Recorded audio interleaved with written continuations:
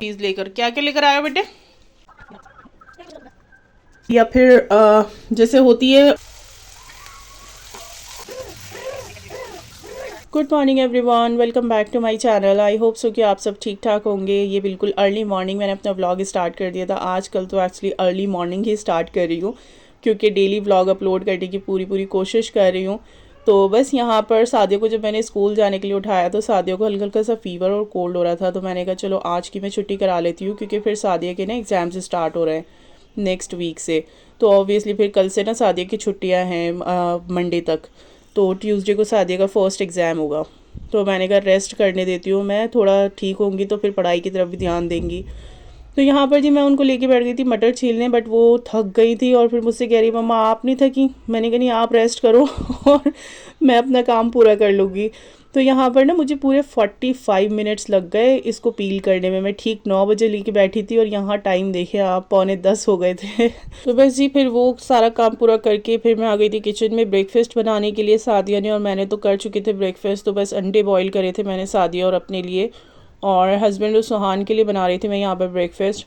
तो बस मैंने भी चाय पी ली थी तो दोबारा चाय पीने का इतना जल्दी कोई मूड नहीं था मेरा। तो मैंने कहा चलो आप दोनों के लिए मैं नाश्ता बना देती हूँ और हम सादिया और मैं अंडे खा लेंगे।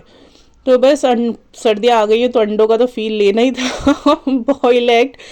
तो बस जी यहाँ पर मैं बच्चों को भी ब्रेकफास्ट करा रही थी और मैंने खुद भी बॉइल्ड एग खा लिया था। और सुहान को तो थोड़ा गर्म ही लगता है तो वो रुक कर खाते हैं। और सादिया बॉइल्ड एग की बहुत दीवानी है माशाल्लाह से, तो उसने तो स्टार्ट कर दिया था और खूब मसाले डाल डाल के खा रही थी। अस्सलाम वालेकुम everyone, welcome back to my channel. कैसे हैं आप लोग? आई होप सो कि आप सब ठीक ठाक होंगे। अल्लाह का शुक्र है कि हम लोग भी बिल्कुल ठीक है। तो नाश्ता वगैरह तो हमने कर लिया है। अब मैं दोबारा से किचन में आ गई हूँ। तो पहली बात मैं अपने लिए बना रही हूँ जी पोहा, क्योंकि मैं यही खाने वाली हूँ लंच में, ठीक है। और बच्चों के लिए बनाऊँगी आलू गोश्त। तो ये मटन हस्बैंड लेकर आ गए थे कल, तो मैंने कहा चलो आज मैं इसका आलू गोश्त बना लेती हूँ। अच्छा ये देखें, ये ना ग्रो होने लगा माशाल्लाह, ये देखें। तो जब आपने मेरी वीडियो देखी होगी ना जिसमें मैंने ये रखा है, अभी 2-4 दिन पहले ही रखा है, और ये देखें माशाल्लाह कितना अच्छा ग्रो हो रहा है ये। तो ये आई गेस सक्सेसफुल हो गया ये एक्सपेरिमेंट मेरा। अच्छा ये जो मैंने नट्स लिए थे ना, तो ये यार इतने फ्रेश हैं और इतने मज़े के हैं ना। और दूसरी बात, जैसे अगर हेयर फॉल की प्रॉब्लम है या फिर जैसे होती है वुमेंस में कि वीकनेस आ जाती है और जॉइंट पेन्स होने लगते हैं 30 के बाद, आजकल तो वैसे बहुत जल्दी एज में हो रहा है, तो बस उसके लिए ना ये बहुत ही ज़्यादा फ़ायदेमंद है। इसमें सनफ्लावर सीड्स हैं और पम्पकिन सीड्स भी हैं और वाटरमेलन सीड्स भी हैं। तो इसमें सारे सीड्स अवेलेबल हैं। तो या तो आप इसको ऐसे भी ले सकते हैं दूध में भिगोकर, और अदरवाइज़ आप इसे जैसे वो होता है ना ओट्स, उसके साथ मिलाकर, और इसका वो केलॉग्स म्यूज़ली आता था ना, आता है एक्चुअली, तो उस तरह से आप बनाकर इसको ले सकते हैं। तो मैं तो वही बनाने वाली हूँ। तो मुझे ना आप लोग बताइएगा कि कौन से केलॉग्स इसमें यूज़ होंगे, क्योंकि मुझे आइडिया नहीं है, मैं खुद भी सर्च करूँगी। ये देखें इसमें तिल भी हैं, ये देख रहे हैं आप। तो मतलब बहुत ही फ़ायदेमंद चीज़ है, तिल भी हैं और ये देखें इसमें सीड्स भी सारे मौजूद हैं। ये देखें सारे सीड्स मौजूद हैं। और सबसे बेस्ट ना हेयर फॉल के लिए ये होते हैं पम्पकिन सीड्स।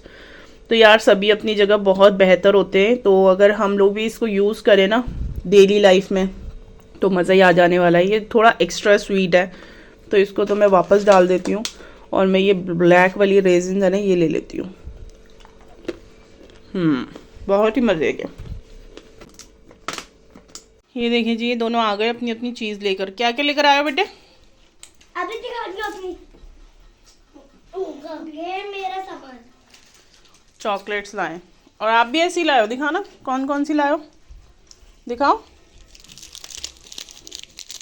पता नहीं कौन कौन सी चॉकलेट्स उठा के लाते हैं ये। चोको स्टिक्स, अच्छा लो चलो खा लो। अभी पहले आप ये फिनिश करो फिर खाना, ठीक है? ओके। कौन खाने का तरीका देखें इनका ज़रा। इन्होंने नीचे से भी तोड़ दिया और ये ऊपर से भी खा रहे हैं। वेरी गुड बेटे, गिर जाएगा ये, जल्दी फिनिश करो। चलो आज दोनों बहन भाइयों को ट्विनिंग करा दी मैंने ब्लैक ब्लैक पहना के, है ना। तो बस ब्रेकफास्ट करा, बच्चों को फ्रेश करा और फिर उसके बाद जी ज़ोहर का टाइम हो गया था। तो मैंने सबसे पहले सोचा मैं नमाज़ अदा कर लेती हूँ, क्योंकि वीडियो भी बनाओ और फिर कुकिंग भी करो ना, किचन के काम तो बहुत ज़्यादा मतलब टाइम निकल जाता है। तो मैंने सबसे पहले नमाज़ अदा करी, कुरान शरीफ पढ़ा, फिर उसके बाद जी मैं किचन में आ गई थी कुकिंग करने के लिए। तो यहाँ पर मैंने खाना वगैरह तो बना लिया था, बर्तन रखे हुए थे कुछ सिंक में, तो मैंने वो वॉश करे। और फिर उसके बाद आप देख सकते हैं मतलब मैं ना मेरी रूटीन है ये कि मुझे जब भी मैं थोड़े बहुत भी बर्तन वॉश करती हूँ ना, तो सबसे पहले मैं अपना स्लैब साफ़ करती हूँ, फिर उसके बाद मैं कुछ और काम करती हूँ। मतलब ऐसा नहीं है कि स्लैब को गंदा रहने दो और फिर काम करते रहो कि एक साथ काम कर लेंगे, तो उससे बड़ा मैस हो जाता है फिर बाद में।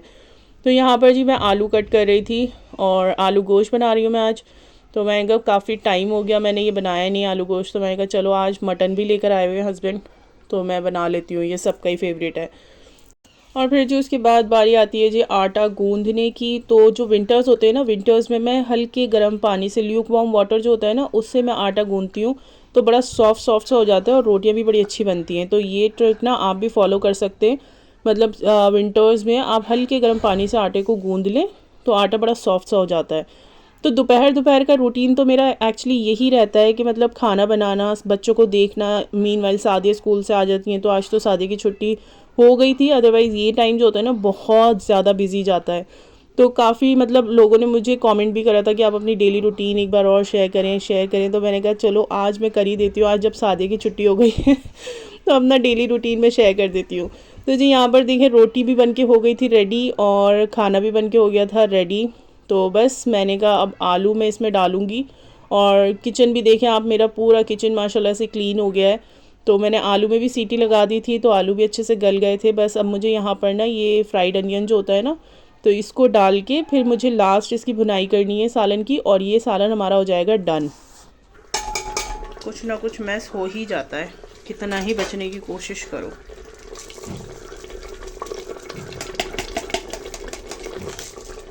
तो ये डाल दिए जी अनियन, और ये देखें यहाँ पे बिखर गई।